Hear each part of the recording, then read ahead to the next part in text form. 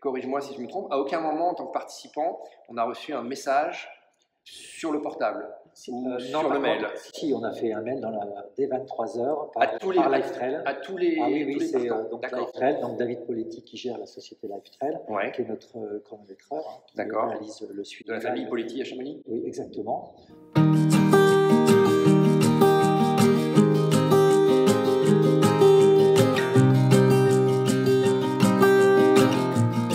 Il avait notre base de contact de tous les inscrits avec les téléphones et les mails. Et donc, un mail est parti. À chaque participant. À chaque participant. Donc, évidemment, il faut consulter ces mails. D'accord. Peut-être on avait des mails qui n'étaient pas bons. Enfin, bref, parce qu'on envoie systématiquement une réponse comme quoi l'inscription est validée. D'accord, mais du coup, on comprend mieux pourquoi ça s'est fait tardivement. Mais moi, j'avais envie de sauver la course, évidemment. Et puis, en plus, j'avais envie qu'elle se fasse. Mais moi, je peux ressortir tous les bulletins météo des mercredis. Très franchement, moi, j'ai des gars qui sont parapentistes ici dans mon équipe, mais qui sont habitués à ces problématiques de météorologie. Mais pas un seul m'a dit, mais non, c'est bon, ça va passer, ça va passer. On a tous pensé que ça allait passer. Ah oui, non. Parce que les phénomènes. Pas un seul ne t'a dit, ça ne va pas passer. Ça va passer, on va pouvoir organiser. Voilà, c'est ça. Ils t'ont tous dit, ça va passer. Parce que les bulletins étaient corrects. Nous, on nous annonce même le samedi une météo plus ou moins médiocre, le mercredi, le jeudi, et même encore le vendredi matin, la météo on avait même des petites averses annoncées probables le samedi. Mais c'est vrai que sur les épreuves précédentes, le ciel était parfois un peu gris, un peu chargé, mais il y a vous avez de la chance parce qu'il y a quasiment... quand on connaît cette imprécision des bulletins météorologiques, en plus experts, un bulletin réalisé par des professionnels. Quand on connaît cette imprécision, on se dit, on va attendre. Il y a une chance pour que ça passe. Oui, parce qu'en plus, le phénomène Seminole, c'est des phénomènes qui sont très mouvants. On peut être parce que c'est une grosse comète qui se déplace. Donc on peut être dans le cœur de la comète, mais on peut être aux abords de cette comète. Et quand la comète elle vient lécher la zone de course, on peut se dire que c'est jouable. Oui, non, mais bien sûr. Tu sais quoi, moi j'ai vécu ça récemment. J'étais à Taïwan, et il y a eu un typhon.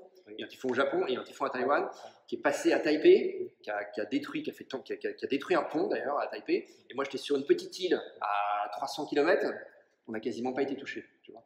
Donc je comprends ce que tu dis. Quand tu es au cœur du truc et tu sais pas à l'avance forcément où le cœur du cyclone, si je peux dire, il va aller. D'accord. Comme ça, c'est un point important. Mais je pense quand même que le commun des mortels peut comprendre que on a tenté de sauver la course et que nous avons pris du temps pour prendre cette décision. Bien sûr, c'est une décision hyper importante. Mais il faut savoir aussi que cette décision, tu l'as dans la tête, moi je l'ai dans la tête depuis 10 ans, parce que je sais qu'en organisant comme moi depuis l'âge de 23 ans, je sais qu'un jour je peux être confronté à ça. C'est comme d'avoir un décès dans une course. Tu sais que la probabilité, elle existe d'avoir un décès ou une annulation.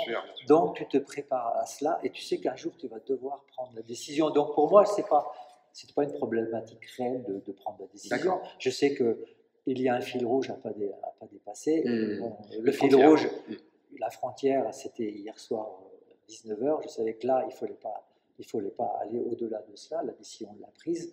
Voilà, donc, ça me semble normal qu'on puisse tous se mettre, que la décision soit collégiale. C'est combien de personnes? Là, c'est une dizaine de personnes. On était pratiquement 15. Entre la préfecture, les secours, l'orga, on était pratiquement 15. Spécialistes à toi. Chacun a donné son avis. Il y avait des vrais experts qui nous ont pratiquement de suite invités à ne pas faire. J'avais une équipe qui était prête à s'engager sur le terrain. Certains étaient plutôt favorables à des parcours de repli, effectivement. Donc, on a éliminé une à une. Et ça, c'était pas possible, un parcours de repli avec moins de dénivelé, en restant un peu dans la vallée? Non, la preuve ce matin.